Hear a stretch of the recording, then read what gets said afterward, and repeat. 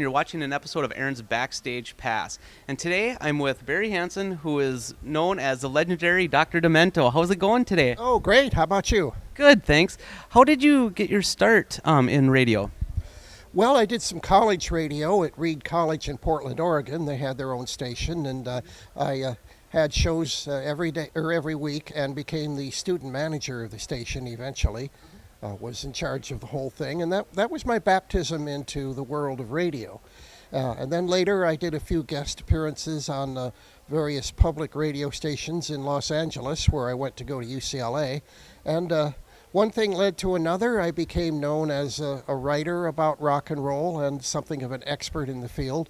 And so I got invited to be a guest on KPPC, a commercial FM station there, and that went over quite well, so they asked me back, and it became a regular feature, and that's where I got the name Dr. Demento, because all the jocks there had funny names. Okay. What is it about the funny and strange songs that you enjoy the most? Oh, it's novelty. They call those novelty records, so they're different, they're new. And, you know, everybody likes a good laugh, and so to combine a good laugh with a catchy tune, like the Purple People Eater back in the day, or the Monster Mash, or They're Coming to Take Me Away, ha-ha, to the Funny Farm. Things like that. They get people's spirits up, and I enjoy being part of that. In the 1950s, at any given time, there was usually at least one of those novelty records on the charts, and so you would hear it every so often during the day. And they create a little buzz. A new one would come out, and did you hear what they played on KSTP yesterday? So, except it was usually WDGY or WLOL. KSTP was kind of more for the mature people. Sure. Yeah, the Sinatra and things like that. Okay. What are some of your favorites? Oh, whatever's new. But I mean, the all-time favorites would include things like Fish Heads by Barnes and Barnes, Dead Puppies Aren't Much Fun by Ogden Edsel, and the collected works of Weird Al Yankovic, which there are a great many. Yeah. Now, you still do your radio show, correct? Yes, I do a radio show. We're online. We've migrated to cyberspace, so it's drdemento.com, and we put a new one up every Saturday morning. Hey, there's a brand new one up right now, but you can listen anytime. You go to drdemento.com. We do charge a nominal fee to keep the thing running, $2 a show to start. So, but it's a brand new show every week. Plus, you have access to a library of 1,000 or so older shows going way back to 1970 when I started. So you can actually, if you remember, say, a Dr. Demento show from the early 80s, you can probably find it. Oh, wow. Find the show that you fell in love with. No, when you were doing the show back then, did you get a lot of, could people call in and then request shows? Yeah, that's what kind of got the show going. Okay. At first, you know, when I first started as Dr. Demento, it was mostly a rare rock and roll oldies show. But I'd ask for requests, and a lot of people would request these novelty songs from the 50s and the 60s. And the more of those I played, the more popular the show got. So after I'd been on the air for about a year and a half or so, I was really the funny music guy. And I enjoyed it because I'd always collected that kind of records going back to when I was growing up in Minneapolis, right here. And I was 4 years old, and my dad brought home a record of Spike Jones doing Cocktails for Two, which was actually new at that time. So I much enjoyed that with the sound effects and the gunshots and everything. It would appeal to any 4-year-old kid. Yep. So that got me started on funny records, so I always enjoyed those. And so, though I hadn't really planned on it when I started, it became the Funny Record Show, and I was happy to go with that. It was something unique. Though now, of course, there are other people who do funny shows, mostly online. Like here at this MarsCon convention, we see the people from Dementia Radio, which is a bunch of somewhat younger folks who have started their own online radio station where they play their selection of funny music. It's not me, but it's they have kind of borrowed my name and call it Dementia Radio, which is okay.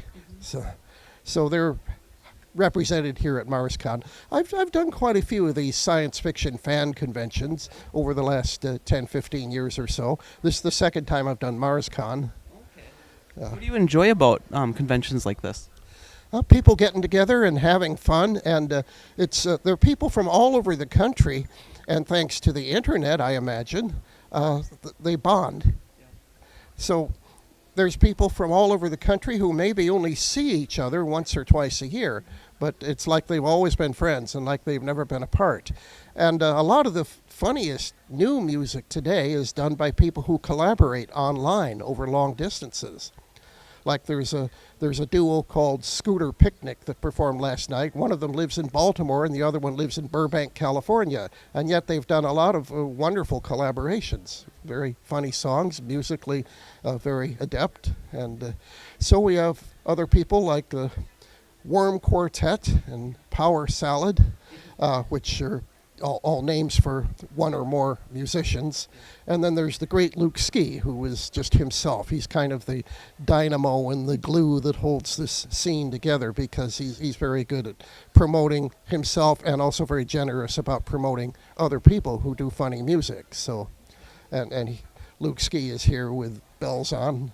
So, yeah.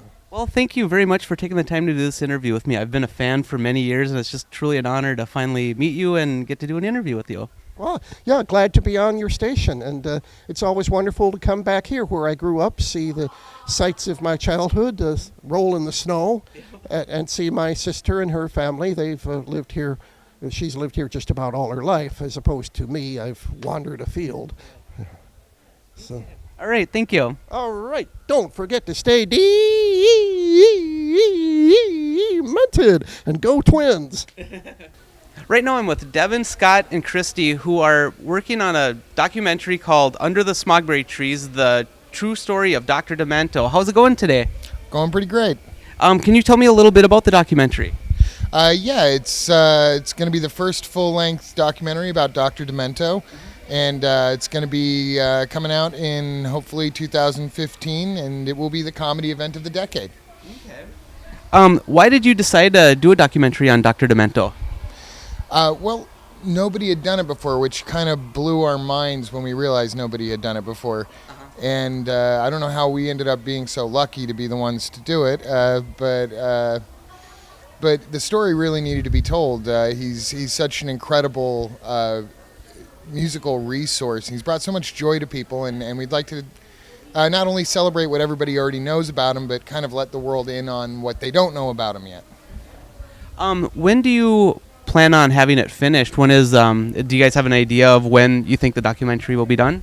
It'll probably take us about another 12 months to finish it. We want to put a lot of nice touches on it, some animation and things that are going to entertain the audience a lot. We've got a lot of more people to talk to. Okay.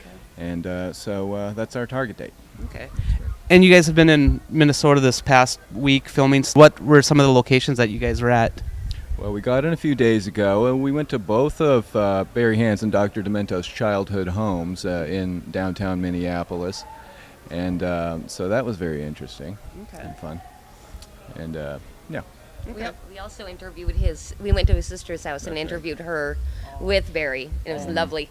Yes. Fun. Yeah. Can you tell me a little bit about your production company? Well, Christy and I started Meep Morp about 4 years ago, and we started doing graphic design and small bits doing animation for independent films. About a year ago, we took this idea for Dr. Demento documentary and worked it up into something and presented it to Dr. Demento and his management, and they liked the way it looked. And we've been rolling ever since. Okay, awesome. Now, have you been interviewing some of the celebrities that have appeared on Dr. Demento's show? Oh, yeah, we've been very lucky. We've talked to Weird Al Yankovic, of course.